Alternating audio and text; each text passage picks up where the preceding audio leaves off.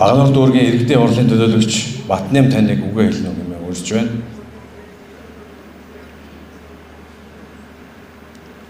Хурандаа нар хууль цаазаар ялна, хунтынхан дарангуйлалт яана гэд миний нэг дууны үгэн дээр. Үнэхээр хууль цаазынх бол дарангуйл руу яарч байгаа юм шиг санагдаж шүү. За энэ танхимд хүрэлцэн ирсэн та бүхэндээ бас баярлалаа. За өнөөдөр энэ залуу нээвэр энэ хүний эрхийн өдөр бас үгээ илэрхийлээ. Бас нэг дүүргийнхээ талаар бас нэг товчгоо зарим одоо эрхэн зөрчигдөж байгаа иргэдийг бас нэг төлөөлж бас нэг товчгоо үг хэлье гэсэн юм аа. За намайг Батнам гэдэг. За Багнуур дүүргийн 1-р хорооны иргэн. За иргэдийн хурлын төлөөлөгч ажилтаа байгаа. За энэ өдрийг дүүргийнхээ тал дээр яаж холбож ярих гэдэг нь вэ гэхээр одоо манай дүүрэг бол одоо 130 км-ийн цаана байдаг аслагдсан дүүрэг. За боломжийн дэд бүтцтэй. За газар одоо барилгажих талбай өндөртөө үйлдвэрлэлийн бүс гэж явдаг. Тэгэхээр энэ бүсэд амьдарч байгаа 30 орчим мянган хүний аж амьдралтай холбоотой. За энэ аж амьдралтай холбоотойгоор яаж гэнэ үү гэхээр энэ арчсан үзэл санаатай дээрээс нь үгээ хэлдэг энэ хүмүүсийг бол одоо юу гэдгийг ажил амьдралаар нь ингээд хавчдаг, боогдуулдаг. За ажлаас халдаг, арга хэмжээ тооцдог. За ийм вант улс шиг болсоо. Сүүлийн 3 сонгуул дарааллаад одоо Монгол Ардын нам ирэх барьж байгаа. Сонгуул бол мөрийн хөтөлбөрөөр хэрэгжүүлж байгаач яг одоо эрчимтэй гэдэг юм уу үдэнд харагдахаар гарт баригдахаар яг хөгжсөн юм бол харагдахгүй байгаа.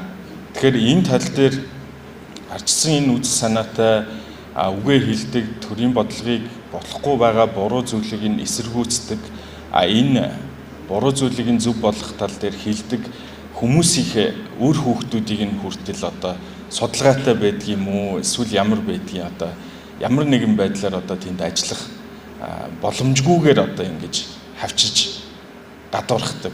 Тэгэхээр энэ бүгдийн эсрэг одоо юу гэдэг юм магадгүй энд сонсож байгаа бол магадгүй дараа нь үзэх юм бол энэ хүмүүсийн бас тодорхой эрх ашиг нь айгүй хүнд ингэж зөрчигчод яваад байдаг. Тэгэхээр бид нар энэний эсрэг байхын тулд дүүргээ илүү дараагийн эрдэнэт шиг ийм дэд бүтцтэй хот болгохын тулд ингэж хичээж ажиллаж байгаач нэг одоо сөрөг нэг одоо намын эрх барих байгууллагаар бүх одоо даргандар нь солигдчихсан. Тэд нар маань одоо 5-аас 15 жил одоо бүгдээрээ хувийн юм шиг одоо байгууллагуудаа хувийн юм шиг ингээд даргалцсан. Ийм байдлаар дүүрэг ингээд хол явахгүй гэдэг хол явахгүй нэ гэж харж байгаа учраас яг энд бас ирж үгээ илэрхийлэх нь зөв юм аа. Энэ өмнө хэлж байгаа энэ эндэр дээрээс үг хэлж байгаа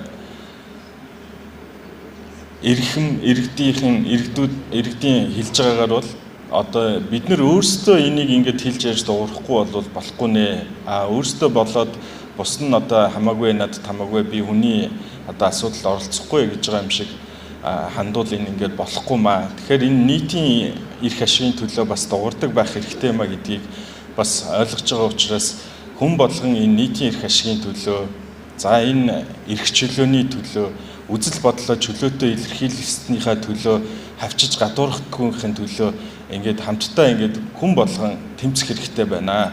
Ялангуяа энэ дээр бас залуу хүний хувьд залуучуудын төлөөллийг бас идэвхтэй оролцдог байгаасаа зөвхөн өөрийнх нь амьдрал болоод нэг найзын чинь амьдрал болохгүй байгаа бол тэрийг бас илэрхийлдэг байгаасаа гэж хүсэж байна.